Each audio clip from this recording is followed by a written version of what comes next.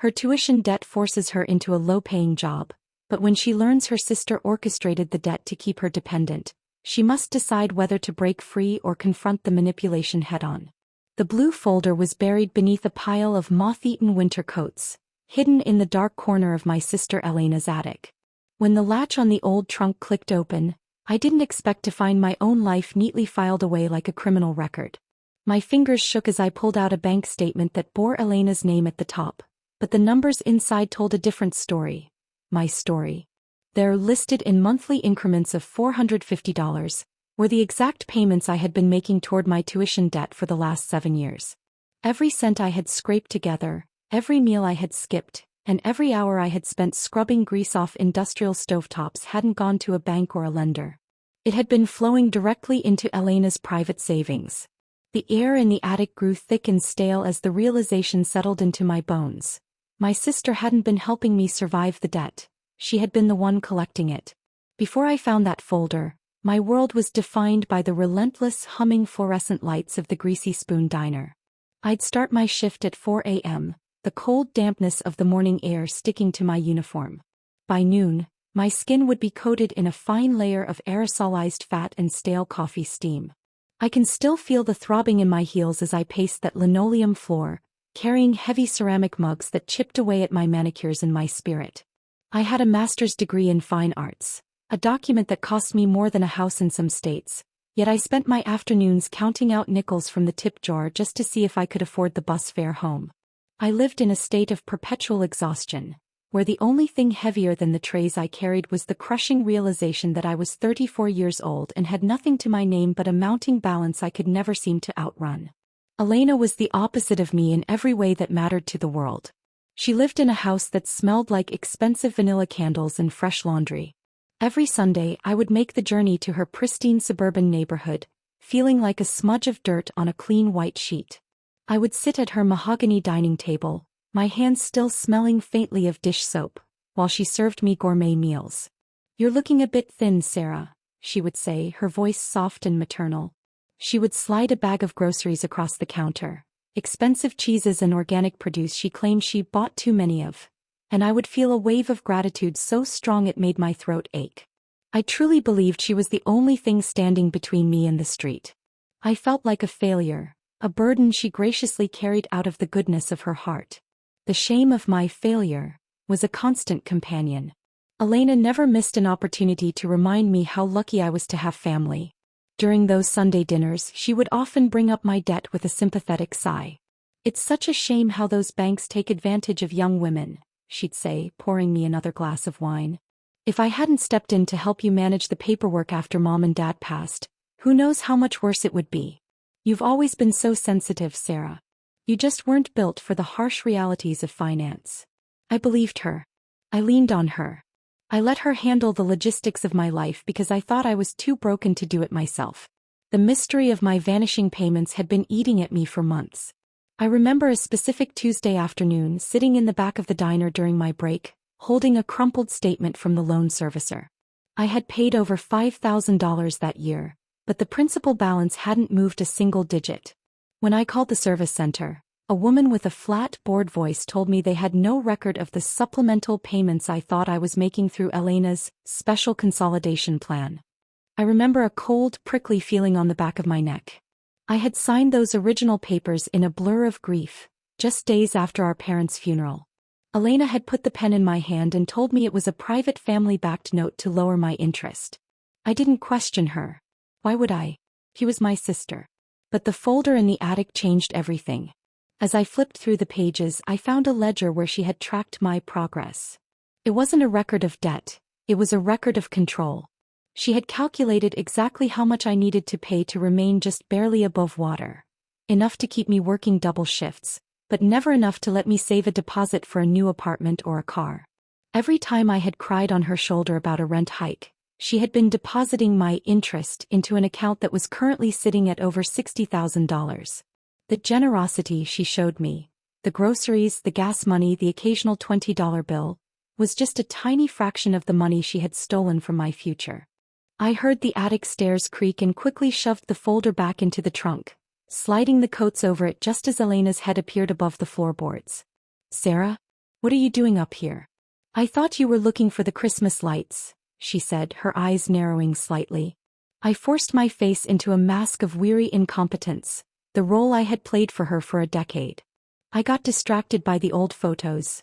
I lied, my heart hammering against my ribs like a trapped bird. She relaxed then, that familiar, condescending smile returning to her lips. Oh, you always were a dreamer. Come downstairs, I've made tea. You look like you've had a long day at that awful place. That evening, I decided to test the reality of my new prison. We sat in her living room, the fire crackling in the hearth, and I took a deep breath. Elena, I said, watching her carefully over the rim of my cup. The manager at the diner told me about a corporate office opening downtown. They need an executive assistant. It pays 40% more than I'm making now, and there's a benefit package. I think I'm going to apply. The shift in the room was instantaneous. The warmth drained from Elena's face, replaced by a sharp, icy stillness. She didn't congratulate me. She didn't offer to help me prep for the interview. Instead, she leaned forward, her voice dropping into a tone of mock concern. Sarah, honey, let's be realistic. You haven't worked in an office in 10 years. The stress alone would be enough to trigger one of your episodes. And the commute? You'd be exhausted. You're finally getting into a rhythm at the diner. Why ruin a good thing? Besides, if you fail at this, you might lose the steady income you have now. I'd hate to see you lose your apartment. It was all there. The subtle threat, the undermining of my confidence, the insistence on my fragility. She didn't want me to have a better job because a better job meant I wouldn't need her groceries. It meant I might eventually pay off the debt and move away. She hadn't just stolen my money. She had been carefully pruning my life, cutting back any branch that tried to grow toward the sun. As I looked at her, the woman I had loved and trusted more than anyone else, I realized my poverty wasn't a misfortune or a streak of bad luck. It was a masterpiece of her own design. I wasn't her sister. I was her pet, kept on a very short, very expensive leash. I felt a cold, hard resolve settle over me. I wasn't going to let her see that I knew. Not yet. I was going to wait, and I was going to find a way to turn those golden handcuffs into a noose. I walked out of Elena's house that night with the phantom weight of her tea still warm in my stomach and a cold, jagged secret burning in my pocket. I didn't drive home. I couldn't sit in that cramped studio apartment where the walls seemed to whisper about my own inadequacy. Instead, I drove to the only place where I could disappear into the shadows, the downtown public library. It was a fortress of granite and silence, the perfect place to begin dismantling the architecture of my sister's lies. I spent the next 3 nights hunched over a flickering microfilm reader, my eyes stinging from the harsh light as I traced the history of the private lending firm Elena had vetted for me. The deeper I dug, the more the ink seemed to bleed into a pattern of betrayal. The company, Linden Financial Holdings, wasn't a bank at all. It was a shell corporation registered to a P.O. box in a neighboring state. But I hit a wall with the legal jargon until I remembered Mr. Arthur, an old family friend and retired paralegal who used to live 3 doors down from us. He was a man who smelled of peppermint and old parchment, and he had a mind like a steel trap for procedural errors. I visited him at his small cottage, and as he looked through the photocopies I'd smuggled out of Elena's attic, his bushy eyebrows shot up toward his receding hairline. Sarah, he whispered, his voice trembling with a mix of pity and professional outrage, this isn't just a high-interest loan. This is a predatory contract designed to fail. And look at this signature on the 2018 rider. He pulled a magnifying glass from his vest pocket. The slant of the H in your name, it's too vertical. Someone sat down and took their time mimicking your hand while you were likely too sedated by the grief of losing your parents to notice a pen being put in your hand. This is forgery, plain and simple. Hearing it from a professional made the air in the room feel thin. My own sister had stood over me while I was mourning, essentially signing away my freedom while I was too broken to see the pen. As Mr. Arthur highlighted the discrepancies, my mind began to drift back to the bad luck that had plagued my career.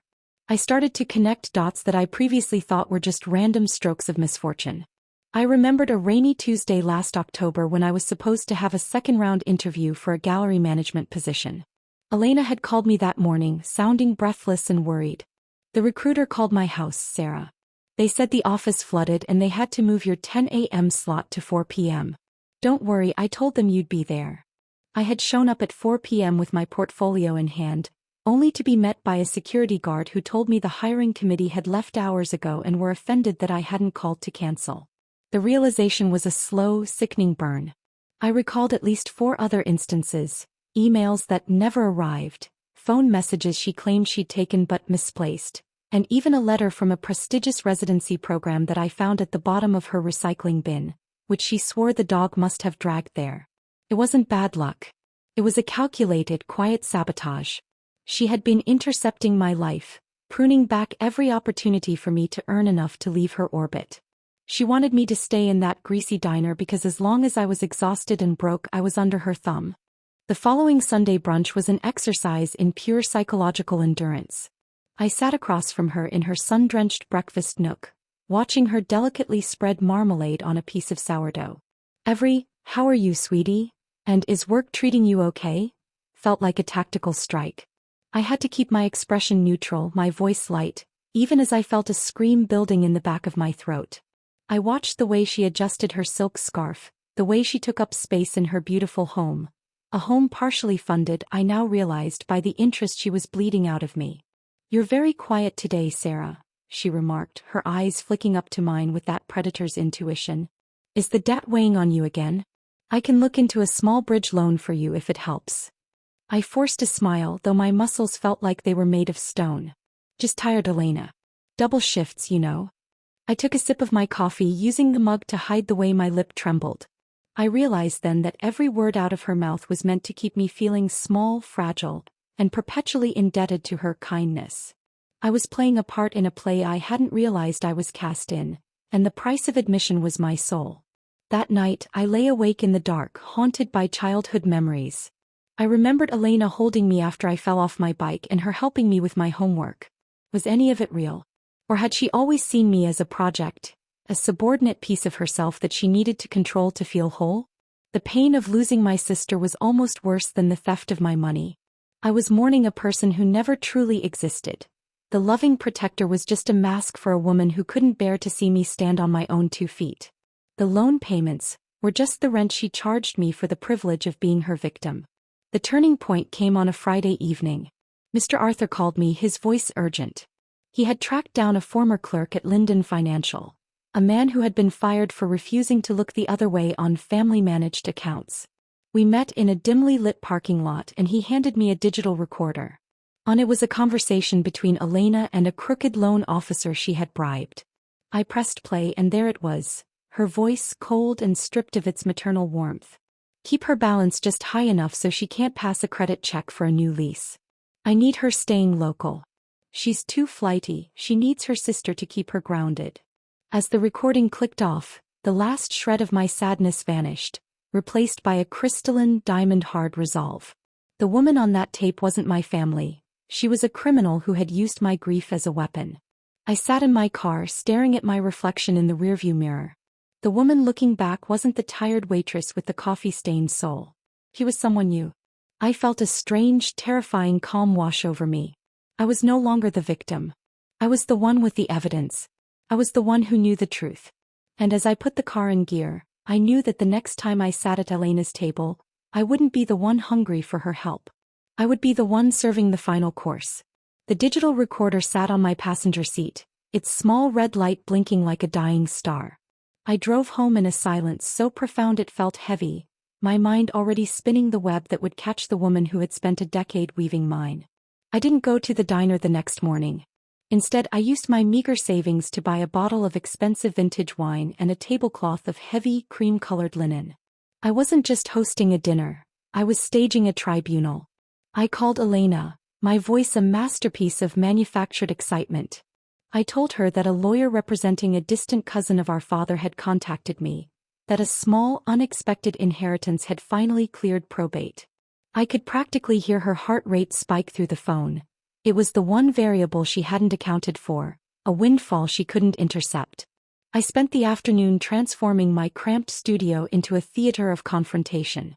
I scrubbed every surface until my knuckles bled, wanting the environment to be as sterile and unforgiving as the truth. I set the table for 2, placing the fine china I had inherited from our mother. The one thing Elena hadn't managed to talk me into storing for safety between us. The centerpiece wasn't flowers, but a sleek, silver laptop and a stack of manila folders hidden just beneath the sideboard. I cooked a meal of roasted lamb and rosemary, the scent filling the small space, masking the smell of the city outside. As the clock ticked toward 7, I felt a strange, icy calm. The girl who had trembled at the thought of a late rent payment was gone. In her place was a woman who had calculated the cost of her own soul and found the bill overdue. When the knock came, I didn't flinch. Elena swept in, wrapped in a cashmere coat that cost more than my annual grocery budget.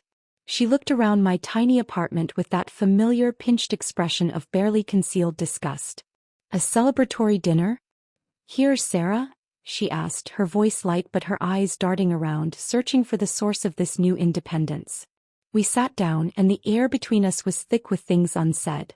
She talked incessantly about a new development project she was leading, her words a constant stream of self-importance designed to remind me of the gap between our lives. I let her speak, nodding at the appropriate intervals, pouring the wine with a steady hand. I watched the way she held her glass, the entitlement in her posture, and I realized this was the last time I would ever have to look at that face and call it home. As I cleared the main course, the tension reached a crescendo. I didn't bring out dessert. Instead, I reached under the sideboard and placed the blue folder and the digital recorder on the table, right next to her half-empty wine glass. The transition was cinematic. Elena laughed, a nervous, fluttering sound. "What's this, a new art project?" I didn't smile. I opened the folder to the first bank statement, the one from her attic, and slid it across the linen. I watched the color drain from her face, leaving her skin a sallow, sickly gray. The silence stretched until it was unbearable, broken only by the hum of my refrigerator. "I know about Linden Financial, Elena," I said, my voice low and devoid of the sensitive tremor she relied on. "I know about the forged signature from 2018. And I know about the recruiter you lied to." She tried to laugh it off, her hands shaking as she reached for the folder. "Sarah, you're being hysterical. You've clearly misunderstood some tax documents." I cut her off by pressing play on the recorder. Her own voice filled the room, cold and calculating, discussing the bribery of the loan officer. The denial died in her throat. Her face contorted, shifting from shock to a jagged, ugly anger. She stood up, knocking her chair back. "After everything I've done for you, I kept you fed. I kept a roof over your head when you were too weak to do it yourself." The anger quickly crumbled into a desperate, pathetic plea. She fell back into the chair, her eyes welling with tears that looked more like salt than sorrow. "I did it for us, Sarah," she sobbed, reaching for my hand across the table. I pulled back as if her skin were acid. "I couldn't lose you. Everyone else left. Mom, Dad, even my husband. You were the only one left. If you had money, if you had a real career, you would have moved to the city. You would have forgotten me. I just wanted us to stay together." It was the ultimate confession of a parasite. She hadn't kept me poor to help me. She had crippled me so I would never walk away from her cage. I didn't call the police. The thought had crossed my mind, but I knew the legal system would take years and I wanted my life back now. I pushed a laptop toward her, the screen already open to a wire transfer portal. "Every cent, Elena. The $64,000 in the secret account, plus interest, and the pity money you claimed was a gift. If the full amount isn't in my account by tomorrow morning, Mr. Henderson and the authorities get the original recordings and the notarized statements from Martha Vance." She looked at me, and for the first time she saw that she no longer had any leverage. There was no more gaslighting, no more "poor Sarah." I watched her fingers tremble as she typed in her authorization codes. It was the most satisfying sound I had ever heard, the rhythmic clicking of her control over me dissolving into the digital ether. The next morning the sun rose on a different world. I walked into the Greasy Spoon and handed my apron to the manager without a word. I didn't need the tips anymore. The wire transfer had cleared at 3 a.m. I went back to my apartment and began to pack. I didn't take much. I left the furniture Elena had picked out. I left the pity groceries in the fridge to rot. The most symbolic moment came when I stood over the trash can with the spare key to her house. The key she gave me so I could clean for her when I needed extra cash. I dropped it in, followed by the stack of forged loan papers. The weight that had been sitting on my chest for 10 years. The physical sensation of being an anchor at the bottom of the ocean simply evaporated. 6 months later, I am sitting in an office that smells of fresh ink and expensive mahogany, but this time it's mine. I'm working as a junior curator for a regional museum, a job I landed on my own merit, using a resume that no one intercepted. I live in a city 3 hours away, in an apartment filled with sunlight and plants that I bought with my own hard-earned salary. I haven't spoken to Elena since that dinner. She tried to call, tried to send letters filled with more excuses, but I blocked the numbers and shredded the envelopes. Sometimes when I'm walking home from work I catch a whiff of old coffee or bacon grease, and for a split second, I'm back behind that counter at the diner. But then I feel the weight of my own keys in my pocket. Keys to a life I built, not one that was curated for me. I learned a bitter lesson. The people who claim to be your safety net are sometimes the ones weaving the web. Family can be a sanctuary, but it can also be a prison with the prettiest curtains in the world.